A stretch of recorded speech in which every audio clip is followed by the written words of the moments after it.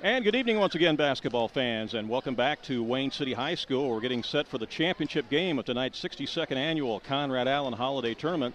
Cisne Lions will face the hometown Wayne City Indians. I'm Randy Olson along courtside here with Dave Rigg, two of the oldest play-by-play guys in Southern Illinois. And Dave, this is going to be fun doing a game together because we've really never had the opportunity to do that. That's right.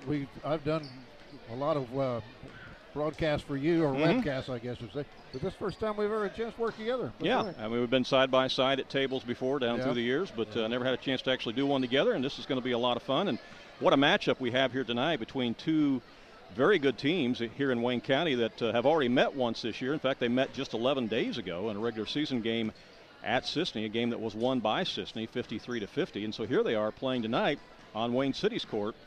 And a lot is at stake. It's going to be the final championship game of a Conrad Island tournament to be played in this gymnasium because they will tear this place down and be in the new school next year. And so it's a pretty monumental event tonight. I think so, Randy. You know, a lot of basketball has been played in this gym. I started covering basketball here back, about 1971, working for the Fairfield radio station. And I've seen a lot of good basketball players come and go here. But you know, the reason that they needed to build a new school was, of course, room. But if you'll notice, Randy, out there, right down the middle of the court, you'll see how there's a discoloration in the court. That's because water seeps up through there. Right. And they have a water problem here, so they'll be glad to get into their new building with a new gym. Yeah, it's going to give them more room. Yes, and absolutely. They need it for this tournament. Oh, it'll be wonderful. It's really standing room only here tonight. A lot of people were waiting in the lobby trying to get in after the third place game, which, by the way, was won by your Edwards County Lions in a game that you called also tonight. And that was Edwards County winning it over Red Hill 58-47. This is kind of neat tonight, too, because this game, like the third place game, is being simulcast in a dual webcast, both on AreaSports.net and on EdwardsCountySports.net. So whichever website you're watching or listening to the game tonight, we're glad that you're with us here live on the World Wide Web. Also special thanks to Troy Rigg, who's alongside running the camera for us tonight so that you can capture all the images back there at home and be able to watch them not only live but later on in archive. Well, let's talk a little bit about how both teams got here. Both teams, of course, obviously have went 4-0 this week in pool play. Cisne in Pool A beat Patoka 46-40. They beat Edwards County 55-50. Beat Clay City 71-29, and they beat Weber Township 60-59. So your impressions of the Cisne Running Lions, Dave, because you had a chance to cover that game when they beat Edwards County 55-50. Well, not only that, but I've covered them back there when they first started the season down at Grayville in the turkey tournament down there. And I'll tell you what, Randy, they've really improved because that first game that they played in that turkey tournament was against Gallatin County, and they won that 61-50. And then they defeated Grayville 80-66. But lost to NCOE 67-49, and then lost to Edwards County 62-49. And so at that point, I was beginning to think, maybe this is not going to be as good a Cisne team as we had hoped. But they really turned things around, and they beat a very good Oblong team in their last game at Grayville, 49-43. And then they lost to, I don't know anything about Dietrich, but they must be a pretty good basketball team because they worked over Cisne in a regular season game 63-36. But then Cisne comes back and beats Wayne City 53-50. And what I have seen here in the recent games with Cisne is Coach Adam Ellis has done a great job of getting this team to work together. This Jared Taylor is a good outside shooter, but he's not afraid to drive with the basketball and go to the board. And so, you know, they worked over Edwards County the second time they faced them. Edwards County beat them the first time. But it was an entirely different ball game when they faced Edwards County again. Well, the thing that's impressed me, too, about the Running Lions in covering the game the other night when they beat Weber Township 60-59 was the fact that Coach Ellis runs 8 guys in pretty regularly. And, I mean, he runs them in, substitutes them, you know, in and out, so that he's always got some fresh legs out there. And these guys that come off the bench, these 3 guys that come off the bench the most for the Running Lions, can play. I mean, they can play and they can score. They're a threat. They're not just out there to take up space. They're out there to defend and to score. And so they do have a very formidable lineup the Cisne Lions coming into tonight's championship game. We had a chance to catch up with Coach Adam Ellis a few moments ago here during the pregame warm-ups, and let's hear what Coach Ellis has to say about tonight's game. We're on the pregame show with Adam Ellis, coach of the Cisne Lions. And Adam, here it is, championship night. This is exactly the game you want to be playing in, and the title is yours for the taking if you can just go out and take care of business. Yeah, this is what we played for all week, and it's been a grueling week. It's been a fantastic tournament. Very proud of our guys for going 4-0 in pool play, and like you said, here's a chance to win one. So.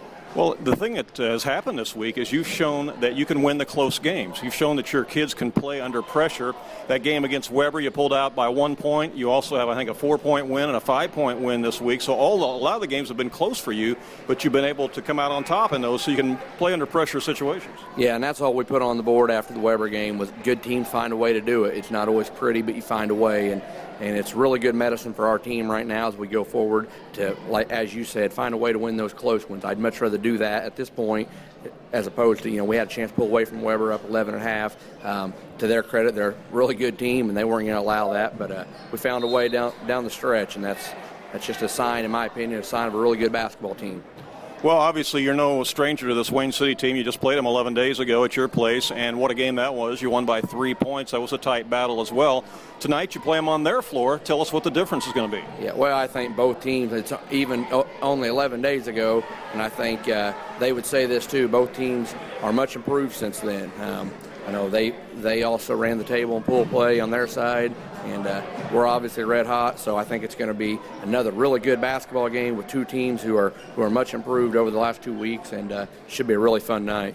Everybody healthy coming in tonight? Yeah, we was glad to have that night off last night, and we've been healthy the whole way. We've just been a little sore, a little tired, and nice to be able to get a break. And kids came in. We came in this morning, shot around. I didn't want them to sleep until noon on a big, on any game day. So they seem to be ready to roll.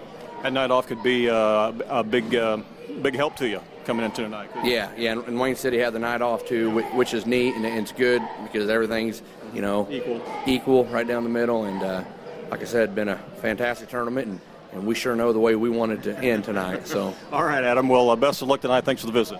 Thanks a lot, Randy. I appreciate it. It's head coach Adam Ellis of the Cisne Lions. And Dave, your thoughts on Adam's pregame comments there? Well, I've got a lot of respect for Adam Ellis. I've been covering his team here for the last 3 or 4 years, and I think he's got hit the nail right on the head. If Cisne plays the basketball that they are accustomed to playing, then Wayne City is going to have their hands full. But on the other hand, these Wayne City Indians, they didn't pick up a 4-0 record through this tournament by accident. I haven't seen them play. I've only listened to their games on my way home from this tournament. But I do know I saw this Chad Dickey boy play when he was in grade school. And he was good back in grade school. And it's followed over into high school. So I'm sure that's one player that Coach Adam Ellis has prepared his defense to try to stop is the Dickey boy, because he's a good athlete. Well, let's talk about how the Wayne City Indians got here. Obviously, they went 4-0 in their pool, which was Pool A. They beat Crab Orchard on the opening night in a 1-point barn burner, 57-56. They beat Grayville 61-42. They beat a good Red Hill team, 59-42, and they beat Ziegler Royalton 57-34. We had a chance to catch up with their coach, first-year coach, Don Kipper, a little bit ago before the game, and let's hear what he has to say leading into tonight's championship contest. And now on the pregame show, we're going to visit with head coach Don Kipper of the Wayne City Indians. And Don, this is exactly where you want to be in the championship game, and it's against a team you know real well because you just played them 11 days ago. And what a battle that was, a 3-point game. What's going to be different about tonight? What kind of adjustments do you need to make? Well, there's a lot of difference. We're healthier. We're healthier than last time. We didn't have Eric Green. He was out when we played him last, so we got him back, and he's had a pretty good tournament so far. I think we're better, a better team than we were 11 days ago. We're defending better. Offensively, we're better. We're not turning the ball over as much. I think it should be a different game totally. And your team has played so well this week during the tournament, and it's on your floor, and it's a very special night because it's the very last time that the Conrad Allen Holiday Tournament will be played in this gym. It is. The kids could get maybe a little too amped up, be a little too strong, be a little too fast to start. So hopefully not. We're kind of just going to stress in the locker room. It is try to make it just another game. It's on our floor.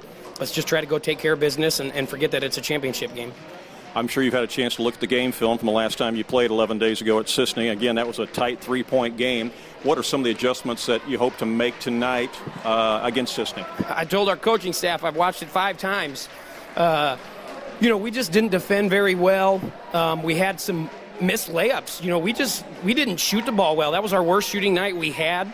I don't know if there's a whole lot of adjustments. We've got Eric Green back. I think Cisne's going to try to play us a little more zone. They didn't play a zone at all in the first half when we played at their place. They played a straight man. In the second half, we saw almost all zone.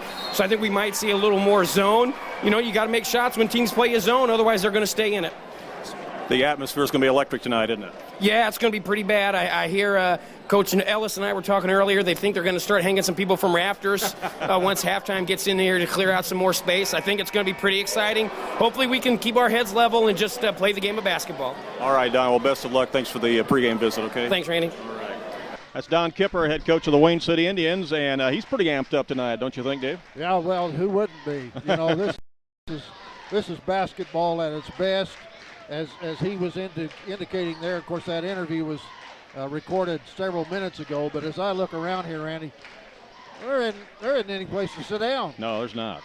It is standing room only. It truly is. And again, the final tournament championship game to be played in this gymnasium. 62 years this tournament's been going on, making it one of the longest running small school high school basketball tournaments in the state of Illinois, and a lot of people here wanting to see this tonight, particularly knowing that they played such a close game just 11 days ago in Cisne. Well, and this is always, whether it's this championship game of this tournament or whether it's regular season, anytime, this is the battle of Wayne County. Yeah. Except Fairfield's not in it.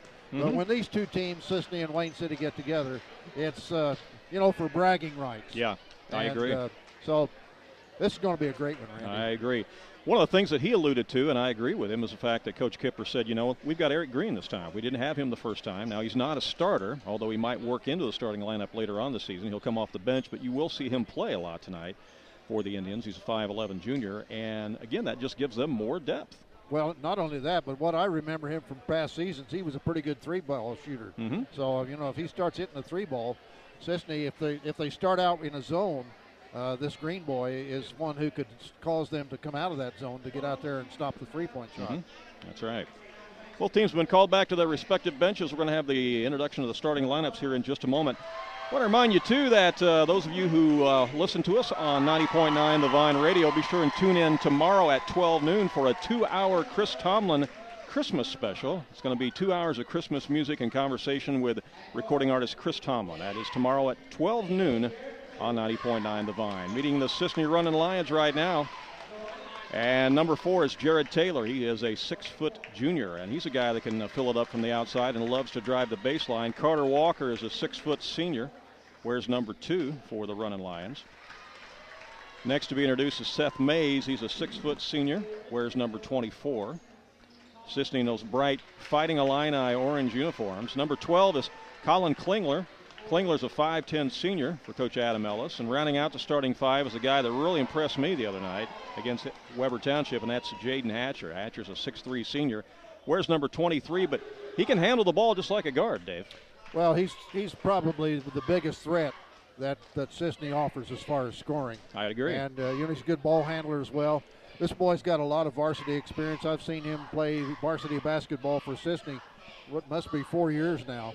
So he's got the experience, he's got the savvy, and so I look for him to be the leader for Cisne here tonight. He had an incredible first half the other night against Weber Township. Weber changed up their defense a little bit in the second half and slowed him down a little bit in the second half, but he really got Cisne off the mat in the first half and really was a difference in that ball game in that 1-point win over Weber Township the other night in pool play.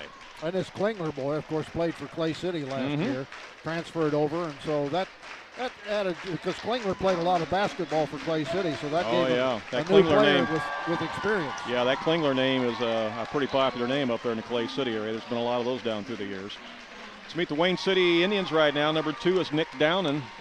He kind of makes things go out there. He's a 5'11 senior. You'll see him handle the basketball a lot. Number 12 is Jackson King, a 6'1 sophomore, and he's really starting to come of age, the young sophomore. Number 22 is Jordan Greenwald, a 5'10 junior for Coach Don Kipper and the Wayne City Indians. Number 25 is Clayton Tubbs, a 6'3 junior for the Indians. And the big man in the middle, and he's one of the biggest guys in Southern Illinois, especially in Class 1A basketball, and that's number 34, Taylor Owens, at 6'10", and he's a senior. So the Indians again will start Downen, King, Greenwald, Tubbs, and Owens.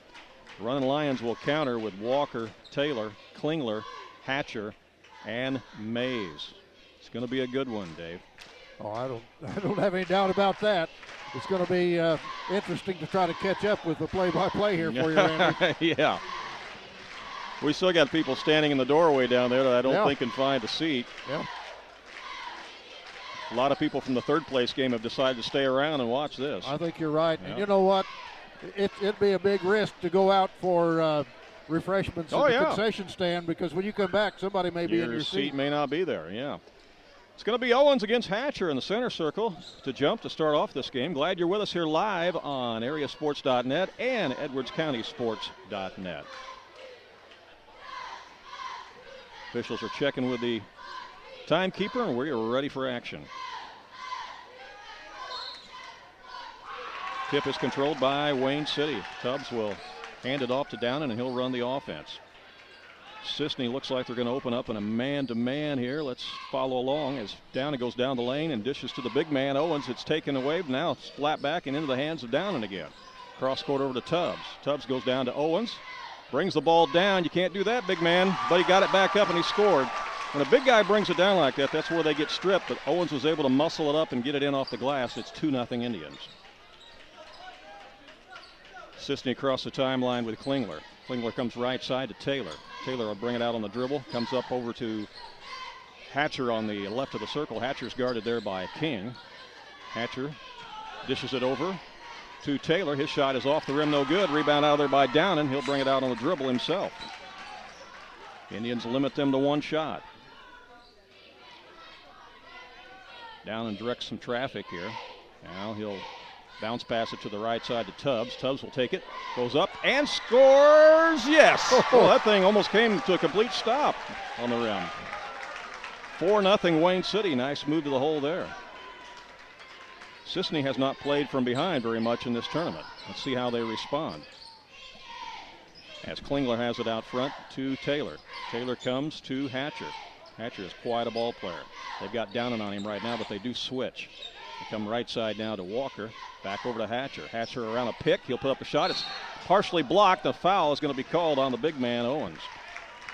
Cisne loves to run those high screens, Dave, and they get open for a lot of shots when they do that. Foul on Owens will be his first. That's going to send Hatcher to the line to shoot 2 for Cisne. Again, Hatcher, a 6'3 senior, and he drains the first one. Cisne is on the board here at the 6:27 mark. It's 4-1 Wayne City. This is a game, Randy, that could be decided by who does a better job shooting free throws. I would agree with that. Second one is also good by Hatcher. 4-2 is our score. Cisne will drop back in half court. They do have a very good press, though, that they can put on you, and we'll see if they do that later on as Downen brings it across the timeline, and he's met there by Walker. Cisne kind of spreading it out now into a zone. Kind of a matchup zone, really, and there's a traveling violation. Turnover on Wayne City will be their first. The ball will go the other way to Cisne. Taylor will hand it off out front to Klingler. Klingler met out front there by Tubbs. Goes right side Hatcher. There's a double team. Back out front it comes to Klingler. He's open. Shot rattles in and out. No good. Battle ripped out of there by Owens, and he'll clear it out to Downen, and here come the Indians. Had a good look that time. It just didn't drop. It rattled in and out. Downen bounce passes it to Tubbs, and Tubbs traveled the basketball. Cisne came with a double team, Dave, and Tubbs shuffled the pivot foot. Putting the pressure on like that paid off for Cisne that time. Let's see if they can get a bucket here now to tie this game. 4-2 is our score. Wayne City in the lead. 5:37 to go, opening quarter. Left side with it is Taylor, and it's knocked out of bounds. It's off Wayne City. Lions will trigger it in. Taylor will do the honors. Again, he's a 6-foot junior, and he comes into Hatcher. Hatcher out front to Klingler. Klingler picked up out there by Tubbs. Now it comes to Hatcher. He fakes going left and goes right inside the lane. Missed the shot, but there's the rebound. Picked up there by Klingler, and he puts it back up and in. Offensive rebound and a bucket ties the game at 4-4 as Klingler scores for the Lions. 5:09 left here. Opening quarter of this championship game as Downen comes right side to King. They swing it around the perimeter now. Looking for a cutter. Back out to the top of the key. Here's Greenwald. His shot is wide right and out of bounds. And the ball go back to Cisne. First substitution of the game. And it's going to be Eric Green, guy we talked about in the pregame, who did not play against Cisne that first time 11 days ago. Eric Green, 5'11 junior, and he is in the game right now. Let's see if he makes a difference, Dave. Well, this is the three-point shooter that I remember for Wayne City. Picking up his dribble out there is Taylor. Taylor to Klingler. Here comes a double team. Now over to Hatcher on the left side. Hatcher looking for a post man. Post up Taylor down there. Now back out to Klingler. Thinks about a long three, but instead comes back to Taylor. Taylor gets away from a double team. Ball is knocked around, and what's the call? I think we got a difference of opinion. One official's pointing one way and the other's pointing the other way. Well, the official that pointed Cisne's way is going to overrule, and it'll be Lions ball. 4:31 to play here, opening quarter of this championship game. We're all knotted up at 4-4. Klingler's got it out front. Now gives up to Taylor. Taylor back to Klingler. Guarded by Tubbs. Now here comes Hatcher. Boy, he always draws a crowd, doesn't he? Oh, they're going to call an offensive foul. Boy, I don't know. Wasn't a whole lot of contact there either way, to be honest with you. I kind of question that one myself. To me, that was a no call either way. Yep. But the charge is called, and foul on Hatcher. Gives the ball back to Wayne City. Downen will bring it across the timeline. And we got a double foul called underneath now. Yeah, a little bit of jockeying under the basket there between Hatcher and Owens. And if that double foul stands, that's 2 on Hatcher. That's huge. Adam Ellis is not happy with the call. No, he's not. Let's see if he substitutes here. So who was the player for Cisne? Was Hatcher? Hatcher and Owens. Well, they both have 2 fouls then. And they're both going to leave at the same time at the 4:07 mark. I'll write that down and see what a difference that makes in the game. As checking in will be Derek Thomason for Cisne. And also in the ball game is Chad Dickey for Wayne City. Both teams have had to go to the bench because of the foul route. Downen's got it out front now for the Indians. Guarded by Carter. Now it comes to Green. Back to Downen. Left side, they swing it now to King. King is double team, goes left side now to Downen. Skip pass all the way down on the post to Dickey. Shot is up, no good. Cleared out there on the boards by Klingler. Out on the dribble ahead to Taylor. Taylor leaves it for Klingler. He's open for 3. It's off the front iron, no good. Rebound cleared by Dickey. Outlet to Green. 3:27 left in the first quarter, and here's a steal by Cisne, and now a foul is going to be called on Wayne City. I'm telling you what, they're calling this game extremely close. Players are going to have to adjust because the least little touch is being called a foul in this one. Timeout is called by the running Lions. Adam Ellis calls timeout. 3:21 to go here in the first quarter. Our score is tied at 4-4. Dave, your impressions of the game so far? Well, these teams are really going at it, Randy. And I mean, this is a fast-paced game where both teams are pressuring the ball. I'm getting a phone call here, Randy. So okay, you can see what this is all about.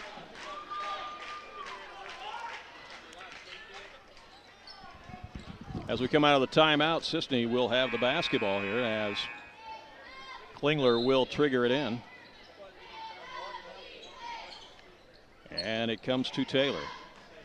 Give and go back to Taylor. Wraparound pass over in the corner now to Thomason. Thomason off the dribble, puts up the shot, and no good. And a traveling violation is called on the rebound as Wayne City got the rebound. As Tubbs came down with it, and he traveled with the basketball.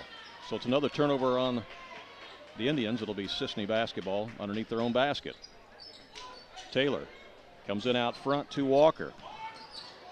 To Thomason, back out to Taylor. Taylor's going to shoot off the dribble. A little too strong. There's a rebound by Downen. The Indians have it. Still tied at 4-4 with under 3 minutes to play here in the open quarter.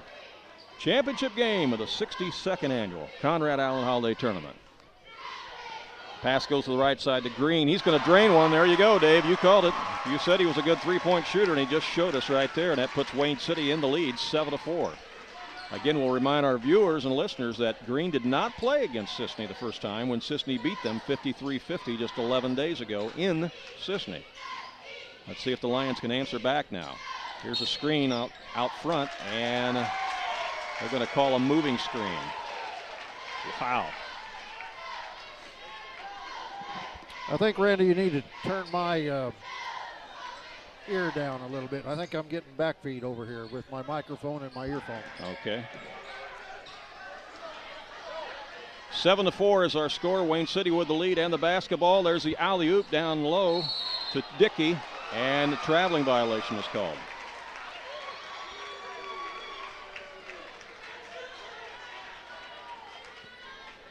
That'll give it back to Cisne. Another turnover on Wayne City. I think that's like number 4 for the Indians. 2:07 left here in the first quarter. Cisne down 7-4. They've got the basketball. It's Taylor out front to Walker. Now on the baseline to Thomason. Thomason picks up his dribble, comes back out front to Taylor. Taylor drives, and he's going to be pushed. He'll be fouled there by Jackson King. It's his first personal. And that's going to be out of bounds to Cisne with 1:52 here left in the first quarter. Here's the inbound from Taylor. Out front to Thomason. There's a steal. Taken away by Tubbs. He jumped in the passing lane, throws it ahead, and there's a layup up and in by Nick Downen. Downen with the bucket makes it 9-4, and that's a 5-0 run now by the Wayne City Indians. Again, Cisne has Hatcher on the bench with 2 fouls. Wayne City has Owens on the bench with 2 fouls. Here's Walker with it. Around to Thomason. Thomason guarded out there by Downen. Goes around a pick. Back out to Klingler. His shot is good. A three-pointer rattled home by Colin Klingler, and that makes it 9-7, and that stops the 5-0 run by Wayne City. Here comes a Cisne press right now. Let's see how Wayne City handles it. Oh, they break it easily with a diagonal pass. It's down and down low. Shot up and in by Dickey. Beautiful press breaker that time by the Indians. That puts Wayne City up by 5, 12-7, much to the delight of the hometown fans here.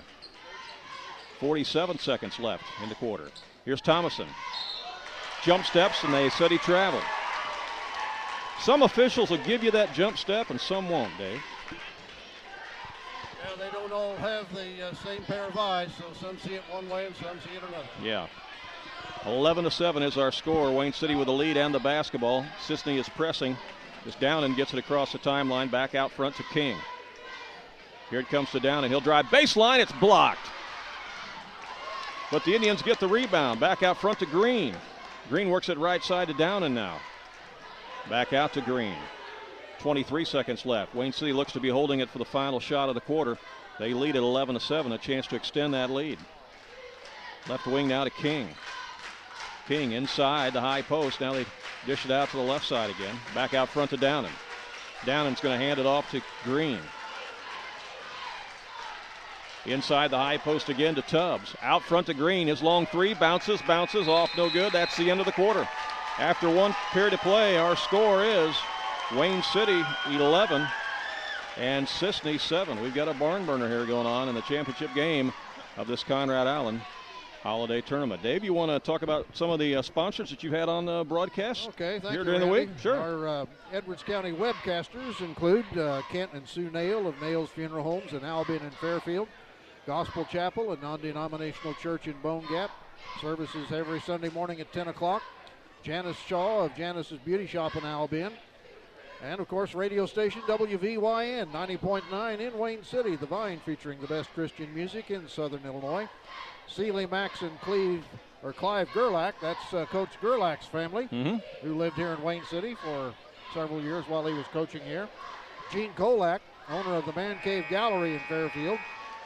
And if you need carpets cleaned and they're in the Edwards County area, call Dan Aaron of Dan's Carpet Cleaning Service, 618-302-0972. And finally, Cheryl Taylor of TJ March, supporting the Edwards County Lions for over 30 years. Just some of the webcast boosters who help cover our expenses when we do Edwards County games, Randy. All right, that's great, and we appreciate those sponsors helping out in the broadcast all this week and all season long for Edwards County games, and glad to have them along here tonight on this championship game as well between Cisne and Wayne City. Well, Hatcher is back in the game for Cisne with 2 fouls. Owens is still on the bench with 2 fouls for Wayne City as we start the second quarter of play, and Taylor has it in the front court for the Running Lions. Comes to Hatcher. Hatcher back out to Klingler. Klingler comes over to Taylor. Taylor bounce passes it, nice inside, but the shot is left a little short by Russ Hilliard, who has started the second quarter here for Cisne.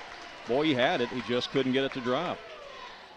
Good rebound by Wayne City, though, limiting them to 1 shot. In the front court, it comes with Downen. Downen out to the top to King. King will bounce pass it left side now to Downen. Cisne's going to have they're dropping back, and they're really crowding up that lane. They're almost daring Wayne City to take some of those. Now, yeah, and they're kind of daring them to take some of those outside shots. They're really sagging off. That ball is kicked, and it's going to be off Cisne. It'll be Wayne City ball. Just underway here in the second quarter. It's 11-7. Wayne City leading it here. Inbound comes to Eric Green.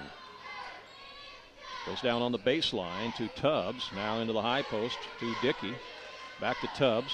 Tubbs drives baseline, gets around Hilliard, and they say he stepped on the end line. Another turnover on Wayne City. Gives the ball back to Cisne with 6:59 to go in the first half. Across the timeline, it's Klingler. He'll hand it off to Hatcher. I don't believe Hatcher scored yet, has he? Let's see. No. Nope. See if they can get him going. Of course, he was on the bench a lot there in that first quarter. Here's the feed inside to Hilliard. He shuffled a pivot foot. Well, Hilliard's come off the bench here and has had a couple of good looks inside, but hasn't been able to get the shots to fall. And traveled on that one. Again, breaking the press is Wayne City, and here's a long 3 put up, but that's way too strong that time by Green. It goes over the goal on the other side, and the weak side rebound comes out of there by Cisne. Taylor's got it in the front court now. Here comes a double team, and a steal, knocked away, stolen by King. King takes it length of the floor. Hatcher's got to be careful and lets him go for the layup. Hatcher could not contest that one, Dave, because he already had 2 fouls. You know, that's one of the mistakes I see a lot of players make, Randy. A guy's going, it's obvious he's going to get a layup, and the defensive player comes up from behind and just kind of does a ticky-tack foul, slaps him on the wrist. It gives the guy a 3-point opportunity. That's a big mistake. Yes. Well, that brings us to a timeout here, 13-7, as Adam Ellis wants to talk things over. Again, Hatcher playing with 2 fouls there was not able to contest that like maybe he normally would.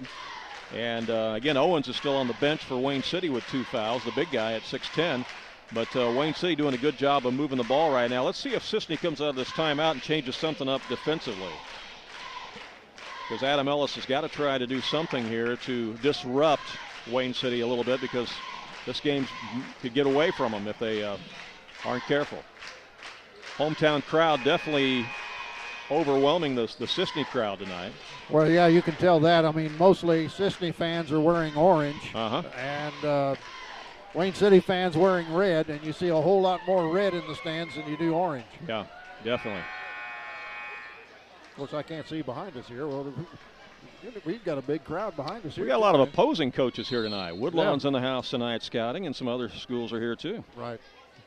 All right, out of the timeout, Cisne brings it across. Jared Taylor gives it up to Thomason. Thomason in the corner to Hilliard. Here's a cut by Hatcher, and Hatcher gets the bucket and scores, and he's fouled. Hatcher came around a curl, came down the lane, caught the pass from Hilliard, scored, and is fouled, and Hatcher will go to the line. It's 13-9. He'll have 1 shot. Hatcher's a good athlete. Yes, he is. Plays baseball. I've seen him do some play some baseball for Cisne against Edwards County. Free throw's good on the 3-point play, makes it 13-10. Here comes the press again, but look and Wayne City turns it over.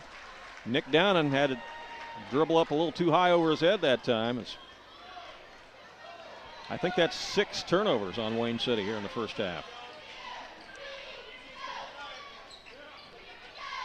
In the front court, here's Hilliard with it for Cisne, and we got a whistle away from the ball. I think it's going to be on Klingler. It's going to be a moving screen, and yes, you're right. It's a moving screen on Klingler. Now, we talked in the pregame show about how Cisne does like to run a lot of screens, particularly out top, out front. But you got to make sure that you're set whenever you set those screens. The officials are looking for that here tonight. Wayne City back in the front court. It's Eric Green into Owens, who's checked back in after the timeout. Owens, the big guy, will put it up from the baseline, missed it. Weak side rebound ripped out of there by Thomason. Here comes the running Lions. Ahead to Hatcher. Hatcher over to Klingler. Klingler gives it up in the corner to Taylor. His quick shot is good.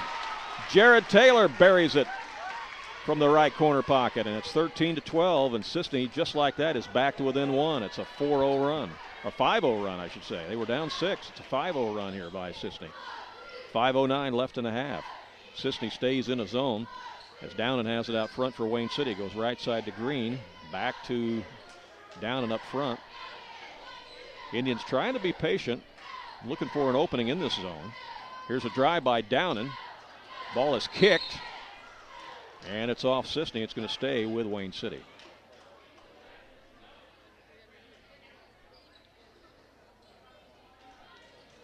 Triggering out, it will be Eric Green as he comes into King.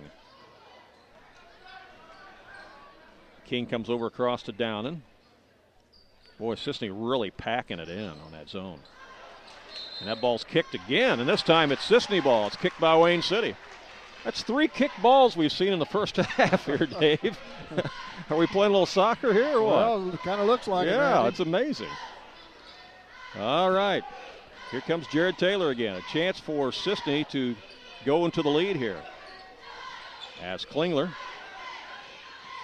gives it up to Taylor. The game has been tied, but Cisne has never led yet. Here's a steal by Wayne City. Has taken it away was Tubbs, and then the foul is going to be called on Thomason. Yep. And for Thomason, that is his first. Yep. It'll be out of bounds to Wayne City with 4:26 to go here in the first half. Indians clinging to a 1-point lead. 13-12. Downen will set up the offense. Jordan Greenwald back in the game now on that right wing. And the pass goes to him right now. Greenwald. Bounce pass inside of the high post to Tubbs. They get it down low to Owens. He pump fakes and brings the ball down, and it's stripped away. You can't bring that ball down. Those little guys will take it away, and they did. Taylor brings it in the front court, and he's fouled. That's going to go on Taylor Owens. Yep, that's 3. And he's going to exit back to the bench with 3 fouls. And checking back in to replace him is Chad Dickey. So Indians giving up a lot of size there. Again, another chance for Cisne to take a lead. 3:55 to go in the first half. Here's Klingler driving. It's taken away. Dickey steals it. Gives it up to King, and here comes the Indians. Out on the point to Downen now. Cisne stays in that zone. They work left side to Greenwald. Back to Downen.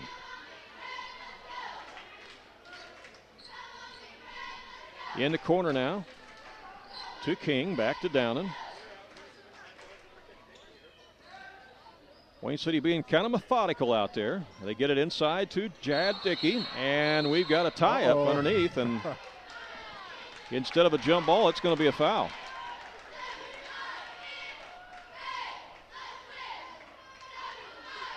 Is that on? That's on Jared Taylor, I believe, yeah. number 4. Yep. That's his first. Coach Ellis talking to the official. He thought it was a tie-up. It'll be out of bounds to Wayne City. A non-shooting situation here. Inbound comes to Greenwald on the right wing. He'll take it inside the paint, almost loses his dribble. Now gets it back out to King. Back to Greenwald, left side to Downen. 3:05 left here in the first half. We've been stuck on this 13-12 score now for a while, with Wayne City leading it by 1. Wayne City being very patient, trying to find the opening here in the Cisne zone. Cisne is content to allow Wayne City to fire away when ready out front. King had an open look, but passed it up. Back out to Downen. It's King again. Now back to Downen. Around a screen this time. Thinks about a shot. Hilliard comes up on him, so he gives it up to Greenwald. Greenwald takes it inside the paint. Bounces off Hilliard, and Hilliard gets the rebound. Ahead to Taylor. Ball is slapped. It's loose. We've got a scrum, and it's going to be a foul called on Walker. Yep. Carter Walker aggressively went after the basketball, but he made contact with the Wayne City player, and the foul is going to be called, and the fouls continue to mount here on Cisne in the first half. It's team foul number 6. How many is that on Walker? His first? That's first. Yeah. Okay, Mays and Thomason back in the ball game now for Cisne. Length of the floor, it's Wayne City ball as Cisne shows that press again. It's a diamond and one press. As Tubbs has it, they get it across the timeline to King. Over to Green now. Green comes back out to King. Left side, they work it to Downen. Bounce pass inside the high post to Dickey. Around the perimeter they go with Downen.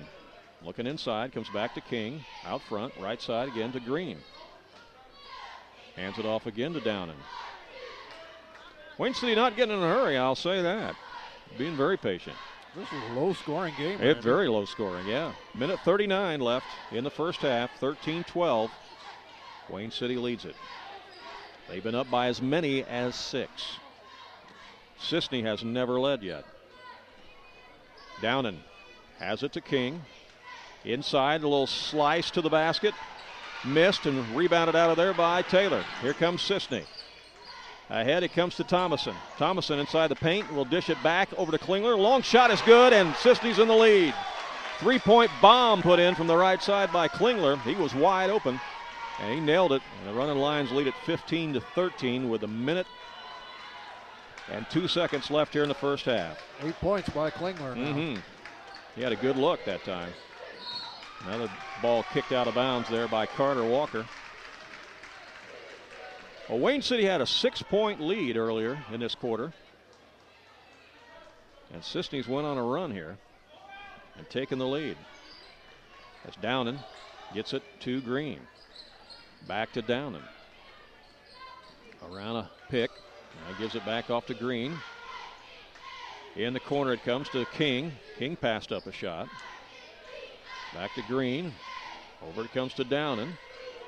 Right side to Tubbs. Skip pass this time to Green. He'll fire the three. It's short and over the backboard. High bounce there.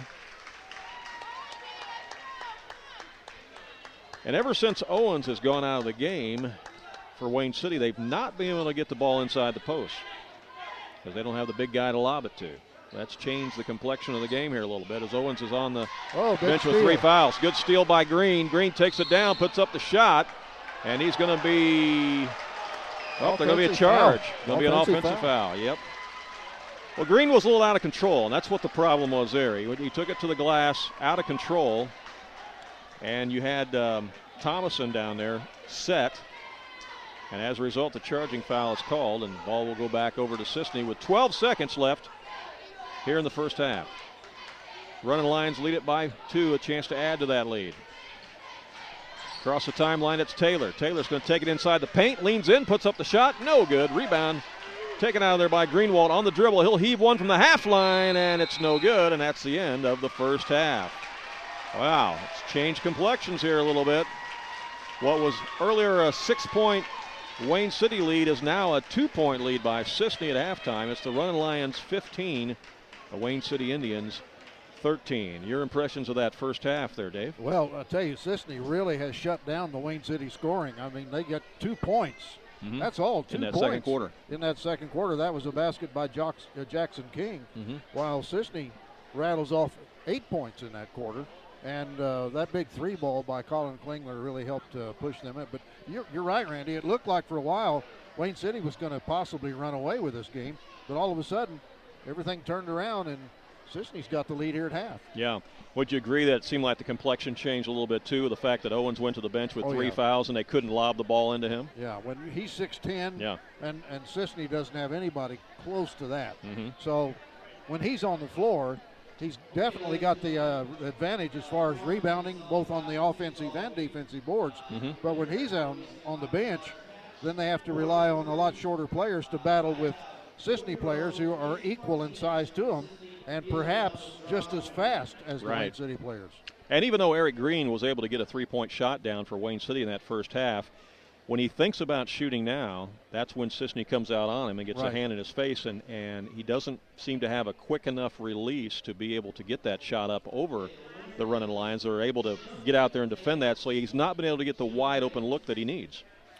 You know, there's got to be a lot of pressure here from these boys, because I doubt very seriously that either one of these teams has played in front of a crowd this size so far this season. Oh, you know, there's some adrenaline running out there for sure. And you can tell by the way they're running around. I mean, when the ball goes on the floor, you got bodies diving everywhere to try to get it. It's like a football scramble for a fumble. Yeah. Wayne City very methodical down there, though, against that Cisne zone, trying to find a way to pick it apart, but Cisne is packing it in so much it's hard to find an opening in the zone the way they're packing it in. Yeah, that zone is really, as you say, they're packing in there. They're not really coming out that much. And, of course, the way to beat that for Wayne City is to start hitting those 3-point shots, which they've only done one time. Right. And I don't know how many. Well, they shot 3 or 4 of them at least so far, and only hit 1. But if they start hitting those threes, specifically Eric Green, the one that I remember as a 3-point shooter, then Cisne's going to have to come out. When that happens, then you open up the lane for guys like this Chad Dickey if he's on the floor rather than Taylor Owens. Right. One of the things that was of concern to Cisne there in the first half was the fact that Hatcher picked up a couple of early fouls, and so he spent some time on the pine for a while and was not in there. And Cisne's a different team when Hatcher's not on the floor. Oh, yeah. And I'll tell you another guy that has come off the bench, and I have seen him. Now, he hasn't done so much here tonight, but I've seen him make a big difference, is this Derek Thomason. When he gets in the ball game, he's fast. He has a little bit of size to go with him, too. Probably about the same size as Hatcher, isn't he? You've got the roster sheet there. Thomason 6'1" and Hatcher 6'3", right. Yeah. So when he's on the floor, that helps a little bit. Now, this Hilliard boy, more stocky than he is tall. Right. But I've seen him play basketball ever since he was in grade school, playing an upwards basketball there in Fairfield. He's a good athlete, plays baseball as well. But he's had some bad shots that just didn't go down here in this first half. But if he gets, if he gets the ball down there, he takes up a lot of space. And so they need him to contribute whenever he comes off the bench as well. Jared Taylor only has 2 points here at halftime. And this guy's used to scoring a lot more than that. He's a good outside shooter, but he also is good about taking the ball to the hole. So I'm sure Coach Ellis right now is trying to figure out how to get guys like Taylor and Hatcher, and even for that point, Thomason, when he's in there to score in the paint.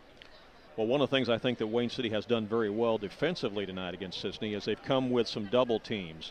And when Cisne starts trying to drive to the hole, people like Taylor and Hatcher and some of them, when they've tried to put the ball on the floor and come to the hole, you see the double team come to them, which makes them pick up their dribble. Right. And so that has thwarted some of their scoring efforts tonight. That was a problem that Weber Township had for a while against Cisne the other night, was they were getting beat badly on the man-to-man because they would set those high picks, those high screens, and Cisne was able to come around those screens and drive, without too much effort to the basket and score easily.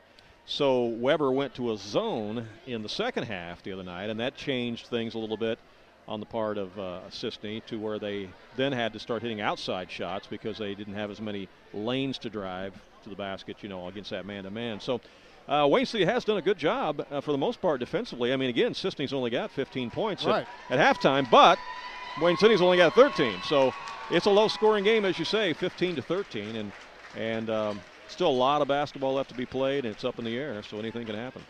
You know, Randy, I don't know why, but it just seems like to me many of these high school basketball coaches are reluctant to use the zone. They all seem to want to play man-to-man, and I guess that's okay.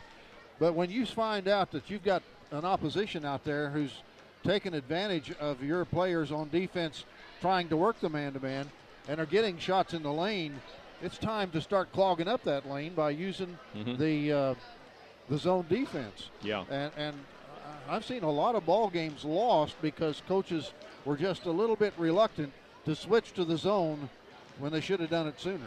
Well, I think Cisne's offense is geared more towards somebody playing a man-to-man, and they'll beat you if you play a man-to-man. Most of the time, Cisne will beat you if you play a man-to-man because of the screen and rolls that they do, the high picks, the back screens, and things like that. They run them very, very well, and the guys get open, they're able to score. But they have to change up their offense when you switch to a zone, and so we might see some of that in the second half because that's what Weber did to them the other night in the second half, as they went to a zone, and that got Weber back in the game against Cisne, and it went down to a 1-point game before it was done. So that was an interesting move that night. So we'll see what happens here.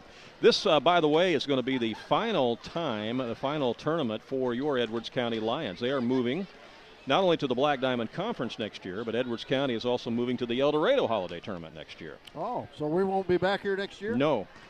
Well, Edwards County will not play in this tournament next year. They are going to be in the El Dorado Holiday Tournament along with many of the other Black Diamond Conference schools. It's already been decided. Right. Had an interview this morning on the Sports Couch with Greg Goodley, who is the athletic director of El Dorado. You can go back and listen or watch that interview of the Sports Couch from this morning. And we went in detail about not only this year's El Dorado Holiday Tournament, but next year. And two teams that are leaving the El Dorado Holiday Tournament next year are the team from Kentucky, which is being replaced by your Edwards County Lions. Okay. And Galatia is also leaving the El Dorado Tournament and is going to be replaced by Vienna. Okay. So you're going to have quite a bit of a Black Diamond flavor in that El Dorado Tournament next year, but also still going to have some of those river-to-river teams in there as well, like Harrisburg and some of the other ones. So, well, I wonder who will replace Edwards County here. I don't know. I don't know if Galatia will come here. That's a possibility. That's a possibility. I think this would be a better place for Galatia to be. It would be. You know, I really do because of the 1A teams that are here. Galatia was in a little bit over their head down there at El Dorado. Quite frankly, they really were. And so I think this would be a better tournament for Galatia to be in, and I think Edwards County will enjoy going to that El Dorado tournament. You're going to like it because I've been down there before. I used to go down there covering a Fairfield game. It's unbelievable on that final day. If you are fortunate enough to be playing on championship day in one of the trophy rounds on that final day with 3,000 people down there in that bowl on that final day, I mean, it doesn't get much better than that. Yeah. It's great. So that'll be something for the Edwards County fans to look forward to next year, is not only moving to the Black Diamond Conference and getting out of the Little Illini, but also getting into the El Dorado Holiday Tournament. And so as far as restrictions for webcasting and things like that, you shouldn't be running into as much of that next year with the Black Diamond as you have this year with the Little Illini Conference. Oh, it's just a complete mess, Randy, in the Little Illini Conference as far as expecting us to pay fees, letting the radio stations go free, and expecting us and saying that we're hurting attendance when we're not. No. Attendance is just down, period, in high school basketball, and particularly down in tournaments. And the reason why attendance is down in tournaments is because there's so many tournaments. Right. It's gotten watered down many times. There's just so many tournaments that that waters down the crowd. Sure. One exception to that, though, is this tournament, because it's before the other ones, because this is before Christmas, so this tournament always does well here at Conrad, Allen, and Wayne City. And that El Dorado tournament has been around for so many years, 52 years, I believe, that they always do well, particularly that final day. But all these other tournaments that have sprung up in the last decade or so, they don't get that much of a turnout. Yeah. And you see the teams come and go all the time in those tournaments, and they're not, the same teams that you generally will see, but that's going to be a good move for Edwards County to be in that El Dorado tournament. Oh, I'm looking forward to it. I think you're going to love it down there, and I think the fans will too. So We plan on trying to do some of the games down there this year at the El Dorado Holiday Tournament. Dave, maybe you can get in on some of that with me and Danny. Sounds good. That way you can start getting used to being down there before next year. Yeah. Well, like I said, I used to go down there with the Fairfield Mules in years past, so I know what it's like down there. It's a great atmosphere. Yeah, it sure is. Players are back on the floor. We're ready to start second half action here. 15-13 is our score. Again, I want to thank Troy Rigg for running the camera here tonight, capturing the action for you on both AreaSports.net and EdwardsCountySports.net. Nick Downen has the ball out front. Wayne City looks... They're spreading their spreading it out a little bit here, Cisne is. Here's a drive baseline, the pump fake. Shot is up, and it's good by Clayton Tubbs. And that ties the ball game here to start the second half as he draws a foul. And Tubbs will go to the line for the and one. Klingler. Yeah. Good start for the Indians here on the baseline drive there by Tubbs. His free throw is good, and that puts Wayne City back in the lead at 16-15. Let's see what the Lions do now as Jared Taylor will bring it across. Comes right side to Walker. Gives it up now to Klingler. Wayne City staying in a man-to-man right now. Out front again to Klingler. Over to Taylor. Klingler's open for three. The shot is good. Wow. I'm telling you what, they're going to have to do something different on Klingler because he can do that all night. That's 3 threes for him. Exactly. 18-16, Cisne back in the lead. A seesaw battle here in this championship game of the 62nd annual Conrad Allen Holiday Tournament. Down and across the timeline again for the Indians. He tries to split defenders. He shuffled his foot there, but they missed it. That was a traveling. Out front it comes again to Tubbs. Now to Greenwald. Greenwald goes between two defenders and lays it right in. It's like the river parted there. Randy, did not it just get over wouldn't there. be Wayne City basketball if you didn't have a Greenwald on the floor. That's the truth. That is the truth. There's been a lot of them through the years. Here's a bounce pass underneath, and a foul is called as Seth Mays tried to go up for the shot. He was hammered. He'll go to the line to shoot a pair of free throws. Mays, an original starter in the game, is back in to start this second half, and he's at the free throw line right now. Tied up at 18-18. You can follow us on Twitter at AreaSports.net. And you can send a tweet and tell us where you're watching from tonight. If you're watching the game tonight with us, send a message. Let us know where you're watching from tonight. We'd love to hear from our viewers. And pick a winner. Tell us who you think's going to win, because it's a tight one right now. Owens back in for Wayne City. Yep, 6'10", Taylor Owens checks in as the free throw is good by Mays. He got them both, and Cisne goes back up by 2. It's 20-18. Down, and he'll bring it back across the timeline. Picks up his dribble, comes right side to Greenwald. They're trying to post up Owens underneath there. He's guarded by Hatcher, who's playing with 2 fouls. Over on the left side now to King. King will dribble back out front. Gives it up to Greenwald. Skip pass over in the corner now to Downen. He'll drive, slice, put up the shot, missed it. Battle for the rebound. A jump ball is going to be called, as you had Mays and Tubbs tying each other up there. Possession arrow gives it to Cisne, length of the floor. Wayne City will drop back in half court. Pick him up. Taylor brings it across the timeline. He's met there by King. In the corner to Mays. Mays bounce passes it around to Klingler. He's open again and missed it this time. Weak side rebound by King, and he'll bring it out for Wayne City. 20-18 is our score. Cisne leads it by 2. Indians would like to post up Owens down low. Let's see if they can get the ball to him. Downen has it out front right now. Goes into the corner to Greenwald. His shot is too strong, and it's rebounded by Taylor, and here comes Cisne. Ahead it comes to Klingler. Back to Taylor. To Hatcher at the top. Left side it goes to Carter. Back to Hatcher. Looking for a cutter. Now Hatcher's going to drive around a pick. Comes back out front instead to Taylor. Taylor will drive inside the lane. He's cut off. Comes to the right side to Walker. Back to Taylor. He'll put up the shot. It's short. Good box out that time by Wayne City as King got the rebound. And the Indians will bring it across. It's down and out front with it. Gives it out to Greenwald. Greenwald will go down low in the lane and lost the ball off his foot and out of bounds. Checking into the ball game is Eric Green for the Indians, and sitting down will be Jordan Greenwald. 4:53 to go here in the third quarter. It's 20-18. Cisne leads it by 2, and they have the basketball. Some token pressure there applied by the Indians. Now they'll back off as Taylor will bring it across the timeline. And he gives it up to Klingler. Out front to Hatcher. He puts up the 15-footer, and he got the nice bounce and roll. Hatcher's on the board. It's 22-18. 7 points by Hatcher now.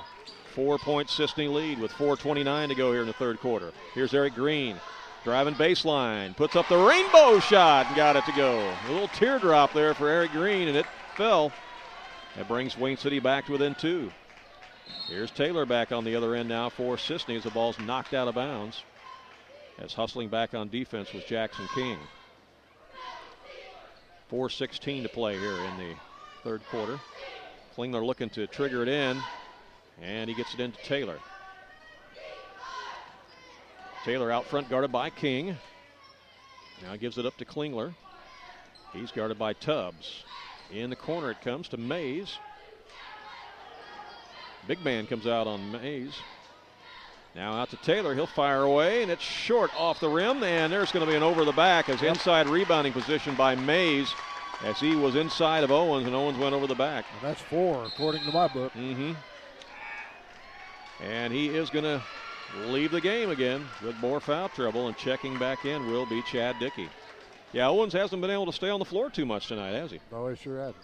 You know, Wayne City doesn't lose that much except for height when Dickey comes in. Right.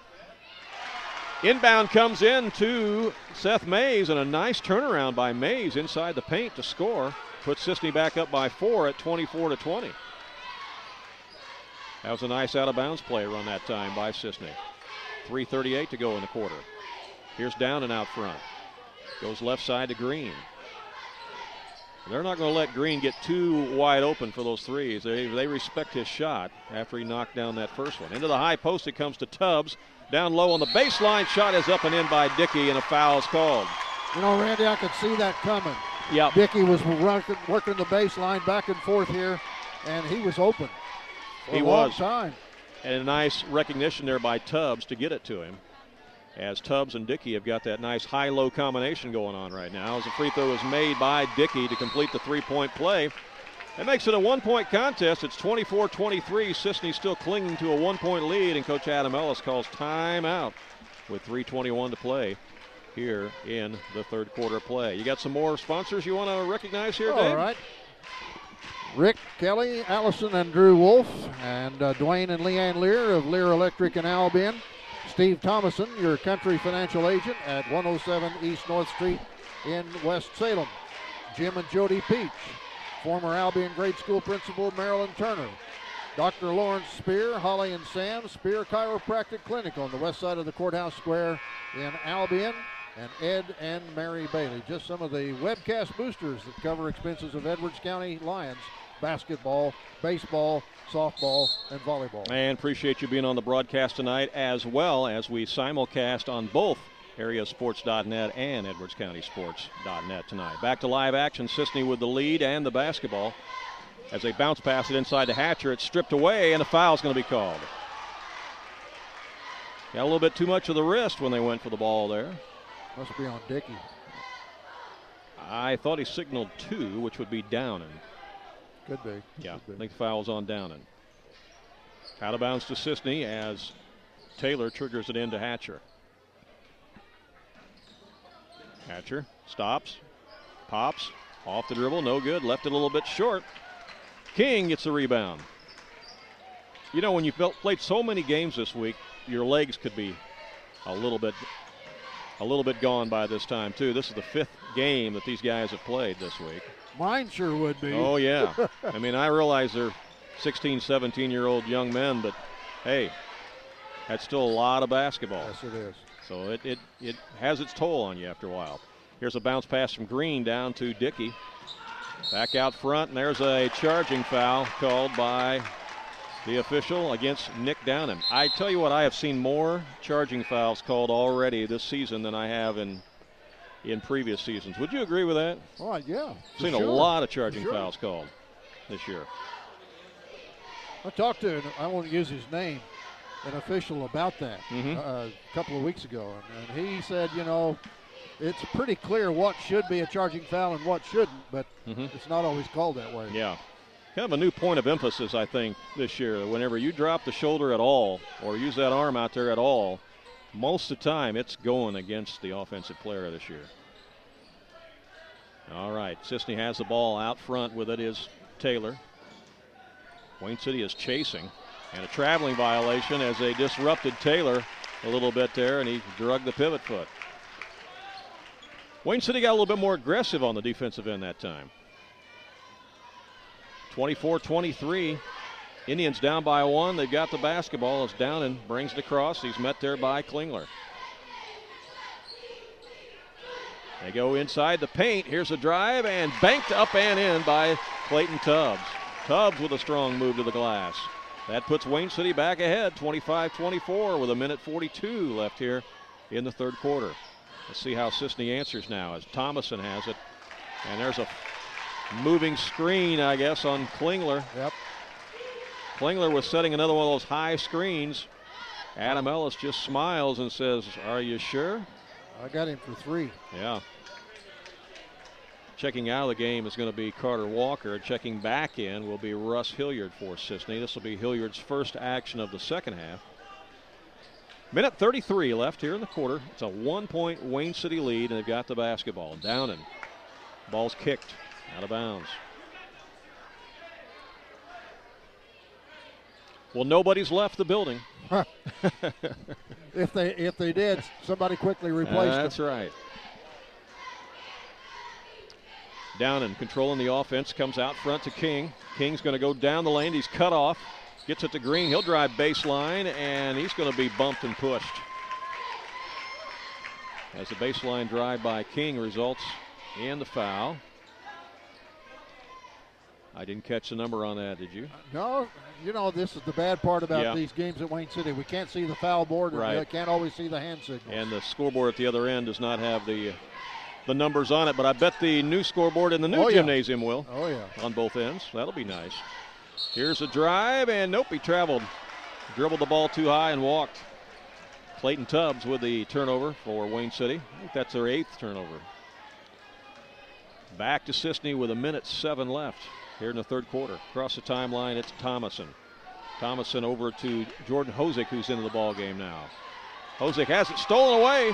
Jumping in the passing lane was Chad Dickey to steal that one. He gives it up to Downen, and here comes Wayne City. Across the timeline as he's guarded by Taylor, and gives it up to Green. Green, here comes a double team. Skip passes it over to Downen. Now there is a drive on a skip pass over to King, and he is fouled, and it's going to be called, I believe, on Seth Mays. Yep. And both players come up a little hobbled on that. Yes, they do. Both Mays and King. Yep. Locked legs on that. Wayne City is going to call timeout this time. Well, Adam Ellis is not. Adam Ellis is. Adam says, how can you call a foul? He didn't have the ball.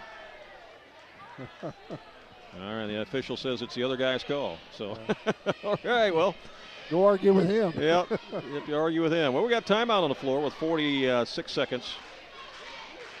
Well, no, that's counting down the time left in the timeout. But we're about a minute left here in this third quarter of play. This one's going to go down to the wire. You were here for the 5th place game tonight between Crab Orchard and Patoka. How'd that one turn out? Well, I was surprised. I tell you, Patoka's got an outstanding basketball player in this Jared Kane. And he started out like a house on fire and put Patoka out to an early lead. But then the coach for Crab Orchard found a way to negate him, and Crab Orchard then took control of the game and won pretty easily. And I was kind of surprised because Patoka, came into this tournament with an outstanding record. Yeah. Yeah, and they've had some really close games in this tournament, too, Patoka has. Of course, this Cisne team beat Patoka only by 6 points, 46-40. Here's a free throw by Jackson King, and it's good as we come out of the timeout. And Wayne City is up by 2 points, 26-24 with 36 seconds left here in the third quarter. Second one is also good by King. 3-point Indians lead. They've led by as many as 6. It's kind of been back and forth, hasn't it? It sure has. It's been a seesaw battle. Everything you'd want in a championship game, I would say. That's for sure. Taylor has it across the timeline. He is guarded out there closely by Downen. Bounce pass underneath to Mays, and he banks it up and in. Good bounce pass, threading the needle to Mays, and he put it in off glass, and it's a 1-point game again. 27-26. Wayne City will hold for one shot here with 14 seconds to play in the quarter. Downen in the corner to Green. He'll fire away for three. It's short, no good. Thomason battles for the rebound. Hilliard jumps on it, and a jump ball is called with 4 seconds left. This time possession arrow goes the way of Wayne City, so they'll have it out of bounds underneath their own basket with 4 seconds left. Checking into the game is Carter Walker, replacing Jordan Hosick for Cisne. Trigger man will be Clayton Tubbs. In the corner to Green, he'll fire away. It's off the mark, no good. Horn sounds, and that's the end of the third quarter of play. Our score after 3 quarters, it's Wayne City back in the lead at 27-26. So let's recap here. After first quarter of play, it was Wayne City up by 4, 11-7. Cisne had the halftime lead at 15-13, and now after 3 quarters, it's Wayne City 27-26. And you are right, Dave. It is a seesaw battle here in this championship game. And a low-scoring affair. Very low-scoring game. We've had some games where in this tournament the team scored 60, 70 points. But this one here, 27-26 at halftime. After 3 quarters, yeah, it's amazing. Well, what's next for your Edwards County Lions? Where do they go next after the holidays? Let's see, Troy. It's a home game against North Clay, right? The North Clay Cardinals on January 2nd. Well, that's interesting because this Cisne bunch will take on North Clay this coming Monday night. Cisne has a game against North Clay on Monday night. One more game here before Christmas. Wayne City doesn't play again until January 5th when they will tackle NCOE. And so those are the next games for these teams. By the way, if you want to see the brackets and the pairings for some of the area holiday tournaments, including the El Dorado Holiday Tournament, the Centralia Holiday Tournament, the Cesar Holiday Tournament, and the Vandalia Holiday Tournament, those brackets are posted on both websites at AreaSports.net and at EdwardsCountySports.net. Here's a shot by Taylor coming out of the timeout. Jared Taylor drains the 17-footer, and Cisne regains the lead. Here comes that press again. 28-27. Wayne City breaks it across to Green. I give Wayne City credit. They have done a very good job of breaking that Cisne press tonight. Because Weber sure had problems with it the other night. But the Indians have done a good job. Here's a shovel pass inside, and it's put up and in by Clayton Tubbs. And what a strong move to the hole that was. He elevated big time on that 9 points for Tubbs. Big time move. 29-28, Wayne City back in the lead. Seesaw battle here in this championship game. There's a double team that comes out on Hatcher. Instead, it goes to Klingler. He'll shoot from top of the key and rebound out of there by one of the smallest guys on the floor, and that's Green. Ahead to Downen. And there's going to be a foul on Klingler. I've got 4 on him, Randy. Yep. And Adam Ellis looks at him and says, you got to think. That foul occurred about 35 feet from the basket. Yeah. Not a very intelligent foul. No, he was not thinking on that. I know he was trying to impede his progress, but you just can't be that aggressive that far out from the basket. He's not going to score that far out. He'll go to the bench with another foul, and that's going to be a foul on Carter Walker. Holy cow. Well, we said at the onset that this was being called close, and it's very close. The least little touch is a foul, and that was too. We'll leave it at that. Clayton Tubbs will be at the line for Wayne City. We don't have a dog in a hunt tonight. We're just trying to be as impartial as possible in this game. But it's been called close both ways. Very close both ways. Tubbs good on the free throw, puts Wayne City up by 2, 30-28. Another one on the way. And that one's off the mark, no good. Rebound Hatcher for Cisne. He gets the outlet to Taylor. 6:45 to go in this championship game. Wayne City by 2. Pass to Taylor again. Goes down the lane, puts up the shot, missed it, but he's fouled. Good penetration that time by Jared Taylor, and the 6-foot junior will go to the line. He'll get to shoot 2. I think that was on King. I think you're right. Taylor's free throw is good. Rattles home, makes it a 1-point game at 30-29. Taylor only has 5 points here in the fourth quarter. That's unusual for him. Yeah. Yeah, they've done a good job defensively on him tonight. The Indians have. Taylor gets them both. We're tied again at 30-30. What else could you want in a championship game? All tied up with 6:28 to go. Here's a baseline pass to Chad Dickey. And back out front, they'll bring it to Downen. Down into the corner again to Dickey. Skip pass across now on the right side to Downen. Back out front to Green. Green thinks about a shot. Now goes to King. Back to Green. Now to Downen. Inside high post. There it is down low and across the lane. The shot is missed, but it's back up and in on the offensive stick back by Clayton Tubbs. Boy, he worked for that one, Randy. I'm telling you what, he did. Tubbs was an animal in there on that one. Got the offensive rebound and the stick back, and that puts Wayne City up by 2.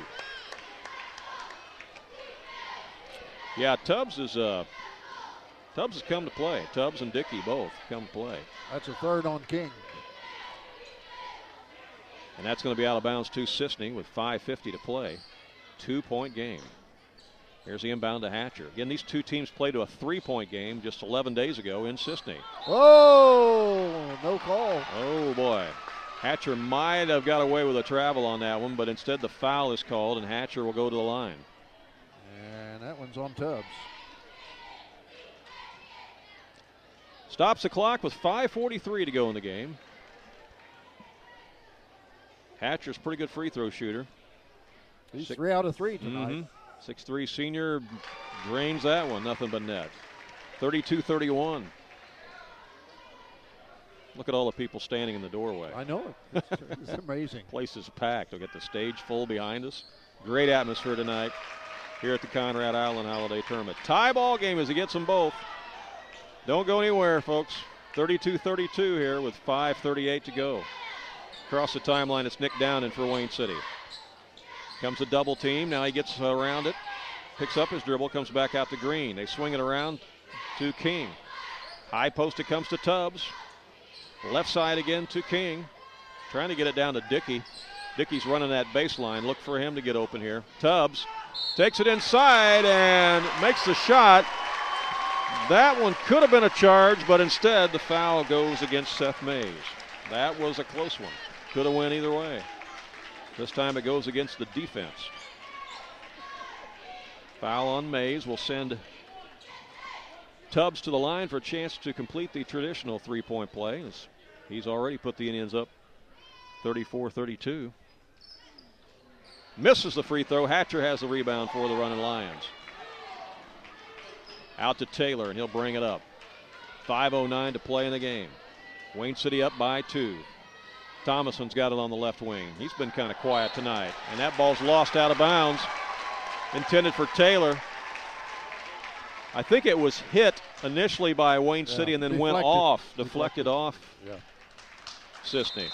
What happened? Timeout on the floor. 5:01 left in the game. 34-32.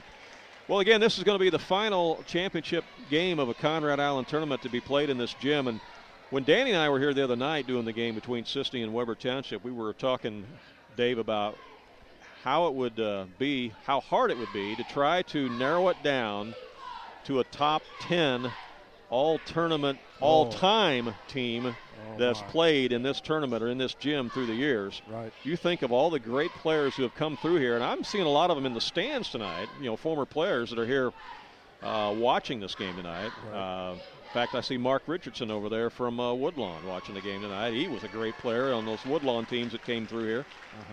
So many others, you know. And Gary Hutchcraft, you know, back in the early days of Wayne City. I mean, it would be very, very hard to try to narrow that down. And we had fun trying to kick some names around the other night.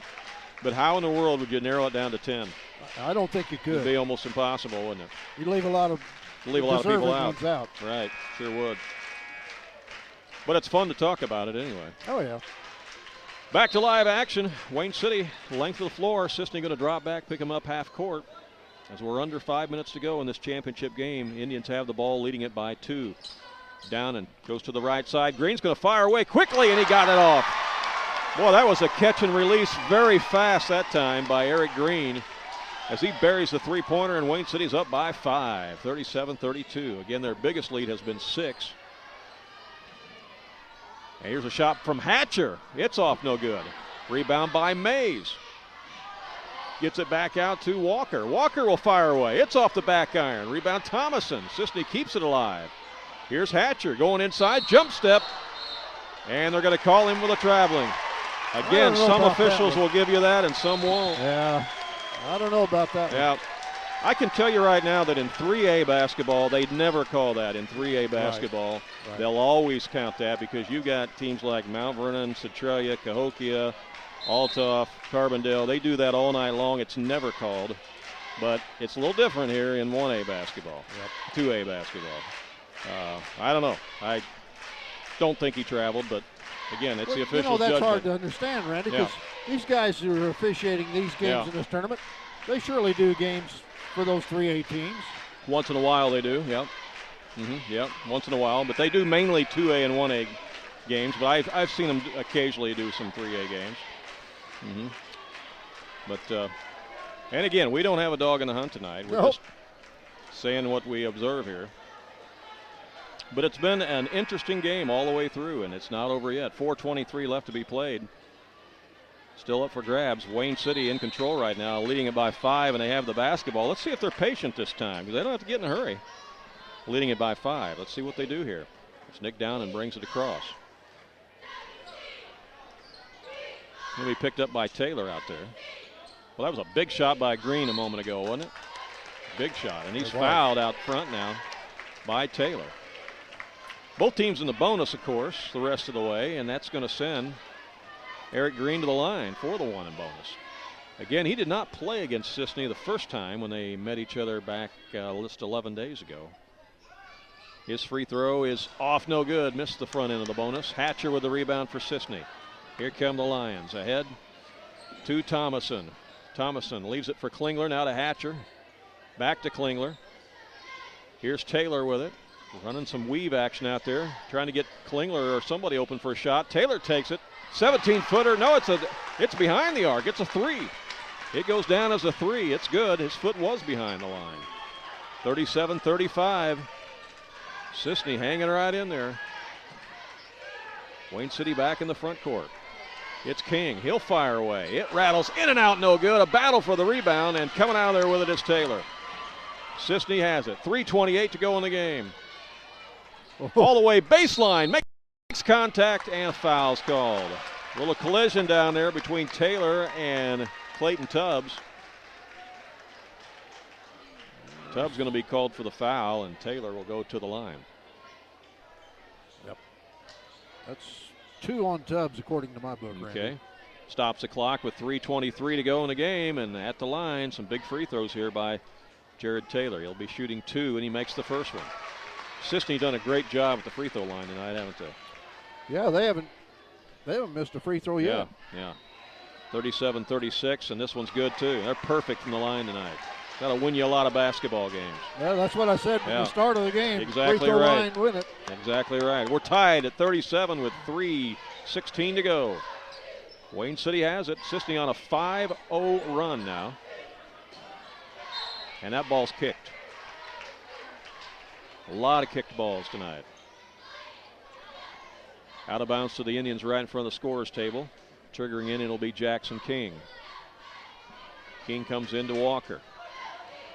Walker, not Walker, I'm sorry, Dowden. And we got another kick ball. I'm starting to think that both these schools need to start a soccer program. Yeah. Here's the inbound by Jackson King to Dowden again. Dowden guarded by Taylor. Bounce passes it to Green. They're going to get out on him and not let him shoot. Bounce pass inside. Good post up that time. And shot is good by Chad Dickey. And I'm going to tell you what, Chad Dickey did a tremendous job of posting up and getting using his body and getting his man behind him. He did. He made himself wide at that time, kept the defender behind him on his hip.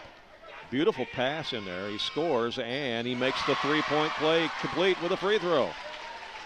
Wayne City back up by 3, 40-37. What a ball game here in this championship. 2:45 left. Here's Taylor with it, and there's a tie-up, and possession arrow is going to give it to Wayne City. Good defense that time by the Indians. That's a big turnover. That's a huge turnover. With 2:41 to go in the game, Cisne with the ball and the lead. Or Wayne City with the ball and the lead. Cisne's got to be very aggressive now defensively. Indians have it, and almost a steal. Green's got it, bounce passed it down low, and it was knocked out of bounds, they say, by Derek Thomason. Another kick ball. Wayne City will trigger it. Trigger man's going to be Green. 2:31 left. Green's going to shoot it. Shot is missed, no good. Mays with the rebound, trying to get out of there. Heavy traffic. Gets it ahead to Hatcher. Hatcher takes it inside the paint, dishes it down low to Thomason. Shot is good, and the foul is called. A beautiful feed that time by Hatcher down to Thomason. He scored on the reverse layup. Makes it a 1-point game, and now he'll go to the line with a chance to tie this contest with 2:19 to go. Wow. What a game. It was a nice play. Derek Thomason, 6'1" junior at the line. Big free throw here. And he got it. Cisne still perfect at the line tonight. Unbelievable. We're tied at 40-40 with 2:15 left in the contest. Championship game. Wayne City with the basketball. It's King. To Downen. Back to King. Inside the high post to Tubbs. Out in the corner to Green. Looking inside to Dickey. He's got it. Goes up against Hatcher and scores. Nice turnaround there by Chad Dickey. And I'm telling you what, they're going to keep going to that well because it's been tough to stop him. Last 2 trips down. Hatcher was there, but Dickey put it up right over him. Here's a bounce pass in the lane to Thomason. It's blocked. Rebound by Green. Good defensive play by the Indians. Wayne City with a 2-point lead and a foul, as that's going to go against Derek Thomason. His second. Stops the clock with minute 33 left, and going to the line for Wayne City will be Eric Downen. Indians lead it by 2, 42-40, with a minute 33 to go here in this championship game. You'll also be able to watch this game, of course, in archive on both of our websites. And I have a feeling it'll be a game that'll be watched by a lot of people over and over again, as a free throw was made by Downen. 43-40. This could make it a 2-possession game here. And he does. 44-40. That's a big free throw there.